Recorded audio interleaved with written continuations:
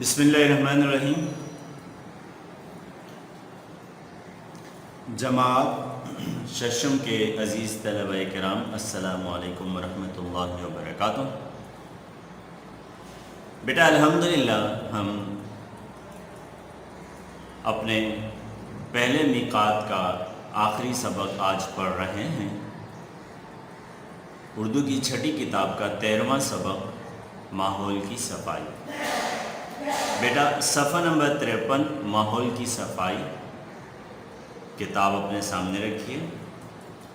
صفحہ نمبر 53 ملاحظہ فرمائیں۔ صفحہ نمبر 53 عنوان ہے ماحول کی صفائی۔ جی بیٹا سبق آپ کے سامنے ہے، ماحول کی صفائی، صفحہ نمبر 53۔ بیٹا سب سے پہلے تو یہ جان لیں کہ ماحول کیسے کہتے ہیں۔ ماحول کہا جاتا ہے ہمارے ارد گرد جو کچھ بھی ہے، چاہے وہ فضا ہے، چاہے وہ چیزیں ہیں، چاہے وہ عمارت ہے، یہ تمام ہمارا ارد گرد جو ہے یہ ہمارا ماحول کہلاتا ہے۔ میں یہاں وضاحت کر دیتا ہوں۔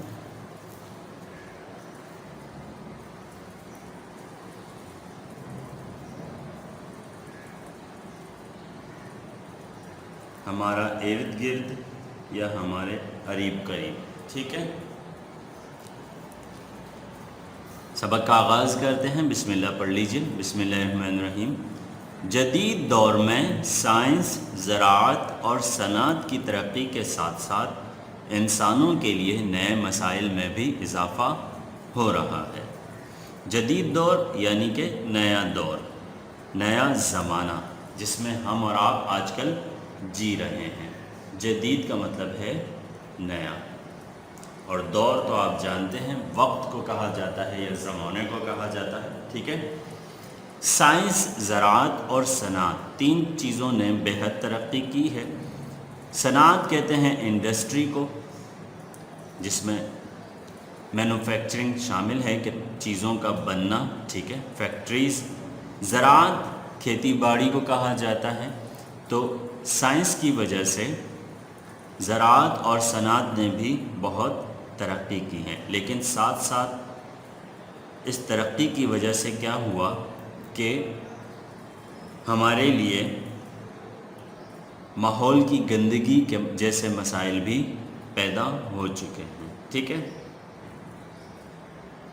انسانوں کے لیے نئے مسائل میں بھی اضافہ ہو رہا ہے۔ ان میں ایک مسئلہ ماحول کی آلودگی ہے۔ آلودگی کسے کہتے ہیں بیٹا؟ آلودگی لفظ کا میں اگر مختصراً مطلب بتاؤں تو اس کا مطلب ہے گندگی، ماحول کی گندگی، ہمارے ارد گرد کی گندگی، ٹھیک ہے، جسے انگلش میں پولوشن بھی کہتے ہیں۔ ماحول میں ارد گرد کی تمام جاندار اور بے جان چیزیں شامل ہیں، جیسے میں نے ابھی آپ کے سامنے وضاحت کی، ٹھیک ہے۔ ماحول میں تمام چیزیں جو آپ کے ارد گرد موجود ہیں وہ تمام چیزیں شامل ہیں۔ ایسی تمام چیزیں انسانی سرگرمیوں کی وجہ سے متاثر ہوتی ہیں۔ ظاہر بات ہے کہ انسان چیزوں کو جتنا استعمال کرتا چلا جاتا ہے اتنا ہی ان چیزوں کی صحت پر اور ان کی صحت اور ظاہری حالت پر فرق پڑتا رہتا ہے۔ ان سرگرمیوں کی بدولت ماحول میں ہونے والی نامناسب تبدیلیوں کو ماحول کی آلودگی کہتے ہیں۔ آلودگی ایک ایسا عمل ہے جو زمین، ہوا اور پانی کو خراب اور نقصان دہ بنا دیتا ہے۔ دراصل بیٹا اگر غور کریں تو ہماری زندگی کے لیے یہ تین چیزیں بے حد ضروری ہیں۔ زمین جس پر ہم رہتے ہیں، ہوا جس سے ہم سانس لیتے ہیں، اور پانی جس سے ہم زندہ رہتے ہیں۔ اور یہ تینوں چیزیں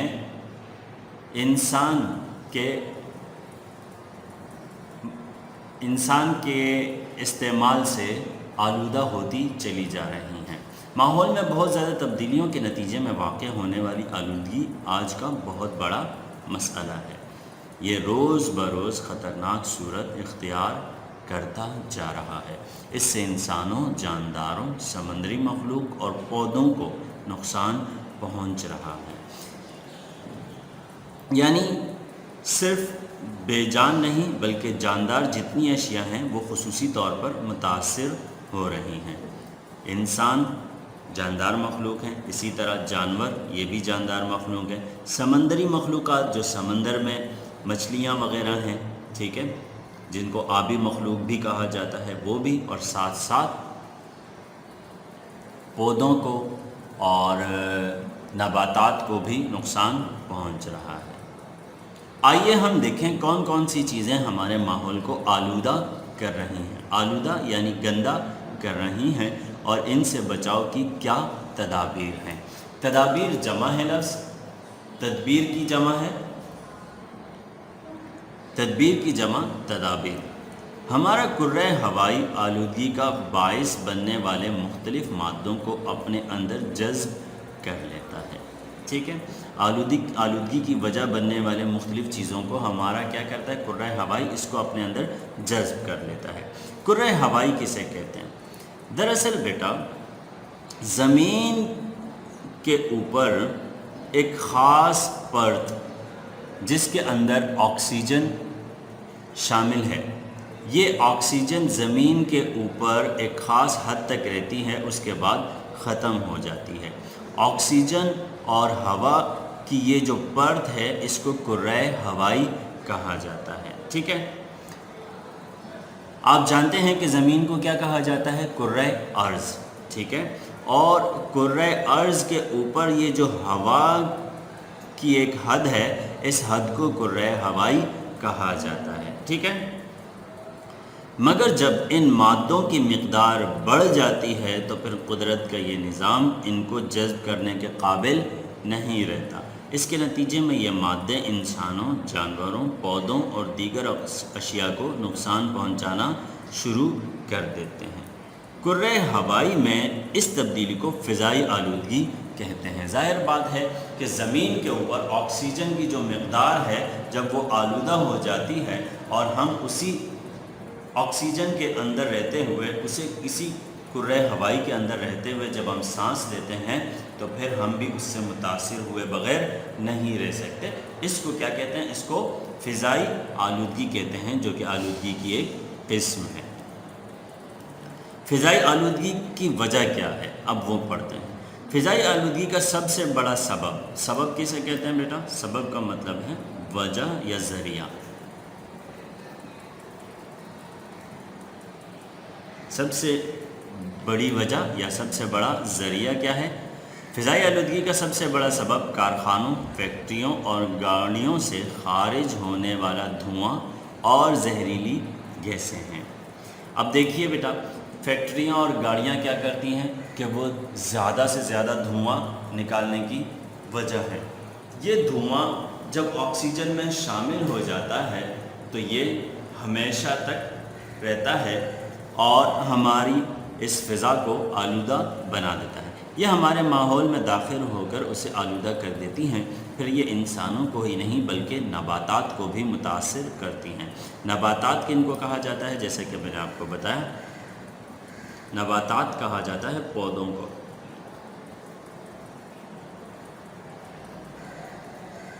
پودے اور درخت وغیرہ،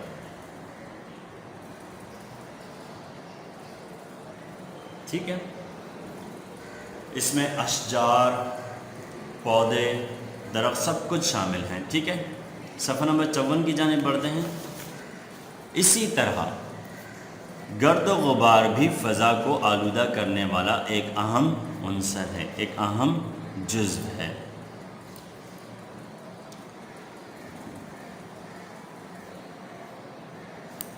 ٹھیک ہے۔ فضائی آلودگی کی وجہ سے سانس، جلد، آنکھوں، گردوں اور جگر کی بیماریاں پیدا ہوتی ہیں۔ یہ تو ہو گئی فضائی آلودگی۔ اب ہم بڑھتے ہیں آبی یعنی پانی کی آلودگی کی جانب، جسے آبی آلودگی بھی کہا جاتا ہے۔ پانی اللہ تعالیٰ کی ایک بہت بڑی نعمت ہے۔ پانی کے بغیر کوئی چیز زندہ نہیں رہ سکتی۔ پانی سمندروں، دریاؤں، نہروں، جھیلوں، ندی نالوں اور زمین کی تہوں میں موجود ہے۔ آپ جانتے ہیں کہ زمین کے اندر بھی پانی کے راستے بنے ہوئے ہیں، جب ہم زمین کو کھودتے ہیں تو وہ پانی نکل آتا ہے۔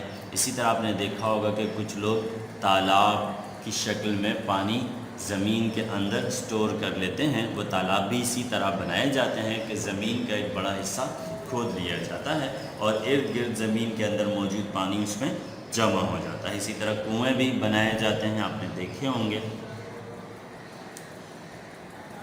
زمین کی تہوں میں پانی موجود ہے۔ کارخانوں، فیکٹریوں اور رہائشی علاقوں کے غلیظ پانی میں زہریلے اور گندے مادے بہت زیادہ مقدار میں ہوتے ہیں۔ غلیظ پانی یعنی گندے پانی میں زہریلے اور گندے مادے بہت زیادہ مقدار میں ہوتے ہیں۔ یہ آلودہ پانی قریبی جوہڑوں، ندی نالوں اور دریاؤں میں بہا دیا جاتا ہے۔ جوہڑ کسے کہتے ہیں؟ جوہڑ کہتے ہیں تالاب کو۔ آپ نے دیکھا ہوگا کہ گاؤں دیہات میں چھوٹے چھوٹے تالاب ہوتے ہیں جن میں عموماً بچے نہا رہے ہوتے ہیں یا جانور وہاں سے پانی پیتے ہیں۔ یہ جو جوہڑ ہوتے ہیں ان کو تالاب بھی کہا جا سکتا ہے۔ یہ آلودہ پانی قریبی جوہڑوں، ندی نالوں اور دریاؤں میں بہا دیا جاتا ہے۔ اس پانی سے آبی اور خشکی کے جانداروں کے علاوہ انسان بھی متاثر ہوتے ہیں۔ ظاہر بات ہے کہ پانی ہماری زندگی کی ایک اہم ضرورت ہے، وہ پانی ہم بھی استعمال کرتے ہیں، تو جب وہ جراثیم ملا پانی جب ہم استعمال کرتے ہیں تو ہم بھی بیمار ہو جاتے ہیں۔ زیر زمین پانی بھی، زیر زمین یعنی زمین کے نیچے، زیر زمین پانی بھی اس گندے پانی کی وجہ سے آلودہ یعنی گندا ہو جاتا ہے۔ آلودہ پانی سے ہیضہ، پولیو، ٹائیفائڈ، یرقان، اسہال اور دوسری کئی بیماریاں پیدا ہوتی ہیں۔ یہ مختلف بیماریوں کی اقسام بتائی گئی ہیں۔ ہیضہ آپ جانتے ہیں وہ بیماری ہے جس میں الٹیاں لگ جاتی ہیں اور پیٹ خراب ہو جاتا ہے۔ پولیو بھی بیماری ہے مشہور جس میں جسم کی ہڈیاں کمزور ہو جاتی ہیں۔ ٹائیفائڈ، یرقان آپ جانتے ہیں پیلیا کو کہا جاتا ہے۔ اسہال دست کی بیماری کو کہا جاتا ہے۔ صنعتی علاقوں کے زہریلے مادے، رہائشی علاقوں کا کوڑا کرکٹ اور گندا پانی زمینی آلودگی کا سبب بنتے ہیں۔ یعنی یہ جو کوڑا اور گندا پانی ہے یہ زمین کو آلودہ کرتا ہے۔ یہ تو ہے آلودگی کی دوسری قسم، ٹھیک ہے۔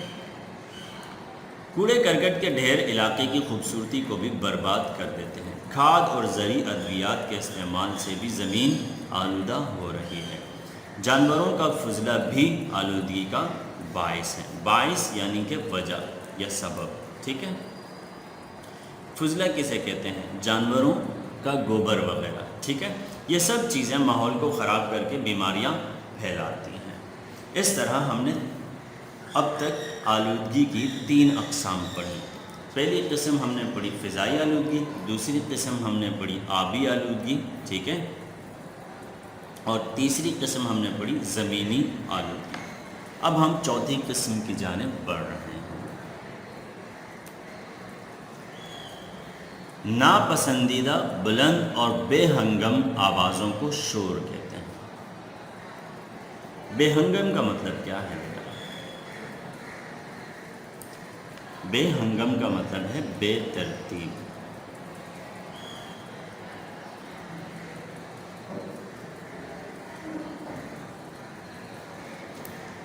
ناپسندیدہ بلند اور بے ہنگم آوازوں کو شور کہتے ہیں۔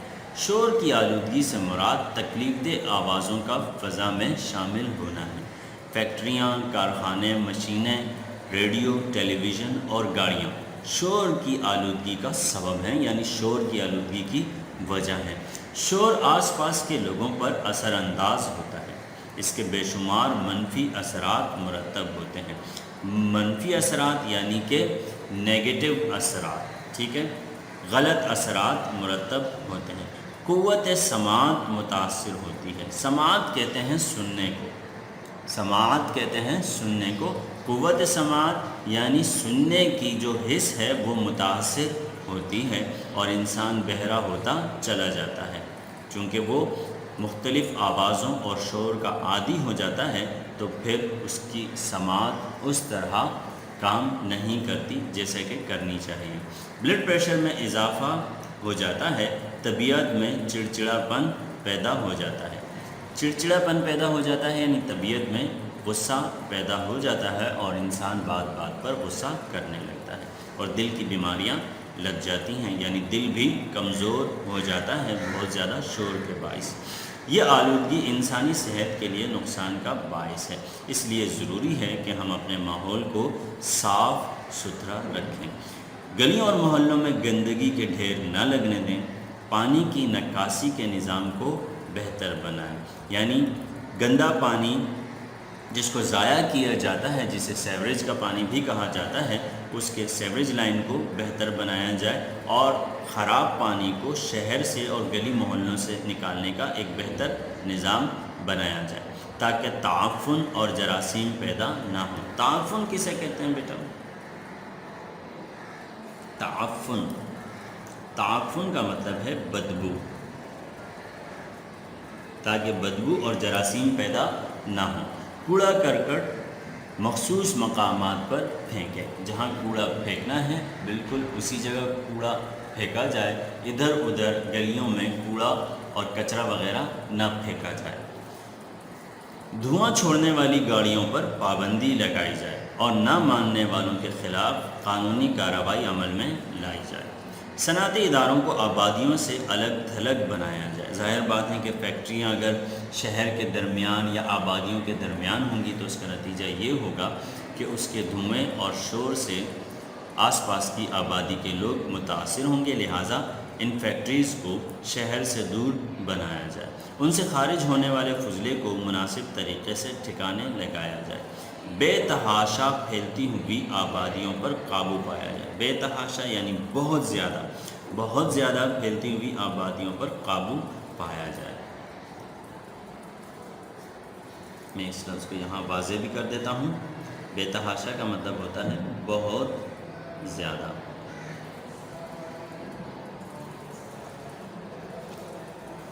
عوام میں ماحولیاتی آلودگی کا شعور بیدار کیا جائے، یعنی احساس جگایا جائے۔ شعور کہتے ہیں احساس کو۔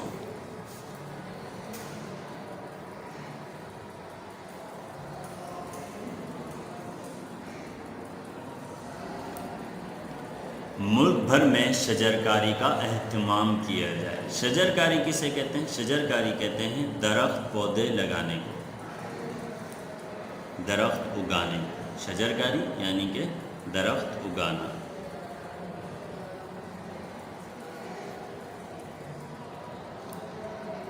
کیونکہ درخت فضائی آلودگی کو ختم کرتے اور ماحول کو بھی صاف ستھرا رکھتے ہیں۔ نبی کریم صلی اللہ علیہ وسلم کے فرمان کے مطابق صفائی نصف ایمان ہے۔ نصف کا مطلب کیا ہے بیٹا؟ آدھا۔ نصف کا مطلب کیا ہے؟ آدھا۔ صفائی آدھا ایمان ہے، یعنی انسان صاف ستھرا رہ کر ہی آدھے ایمان پر عمل کرنے والا بن جاتا ہے۔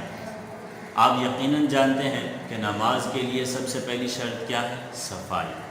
حج کے لیے سب سے پہلی شرط کیا ہے؟ صفائی۔ اس طرح باقی عبادات کے لیے بھی سب سے اہم چیز اور سب سے اہم شرط کیا ہے؟ آدمی کا صاف ستھرا ہونا۔ اس طرح آپ صلی اللہ علیہ وسلم نے کیا فرمایا کہ مسلمان کا آدھا ایمان اس کا صاف ستھرا رہنا ہی ہے۔ ہمیں چاہیے کہ اپنے ماحول کو صاف ستھرا رکھیں، یہ ایک بڑی نیکی اور عظیم خدمت بھی ہے۔ بیٹا اپنے ماحول کو صاف ستھرا رکھنا بے حد ضروری ہے، نہ صرف آس پاس کے لوگوں کے لیے بلکہ ہماری اپنے لیے، ہماری اپنی زندگی کے لیے، ہمارے اپنے جسم کے لیے صاف ستھرا رہنا اور اپنے ماحول کو صاف ستھرا رکھنا بے حد ضروری ہے۔ امید ہے کہ آپ کتاب میں دیے گئی تدابیر پر انشاءاللہ عمل کریں گے اور اپنے ماحول کو صاف ستھرا رکھنے کے لیے مختلف تدابیر اختیار کریں گے۔ بیٹا آج کا سبق آپ نے ملاحظہ فرمایا، آج کا کام بھی نوٹ کر لیجئے۔ آج کا کام ہے سبق ماحول کی صفائی۔ آپ اس کا سرِ ورق بنائیں گے اور سبق میں بتائے گئے الفاظ کے معنی تحریر کریں گے۔ انشاءاللہ اگلی ویڈیو میں آپ کو سبق کی مشق کے حوالے سے آگاہی فراہم کی جائے گی۔ تب تک کے لیے اجازت دیجیے۔ السلام علیکم ورحمۃ اللہ وبرکاتہ۔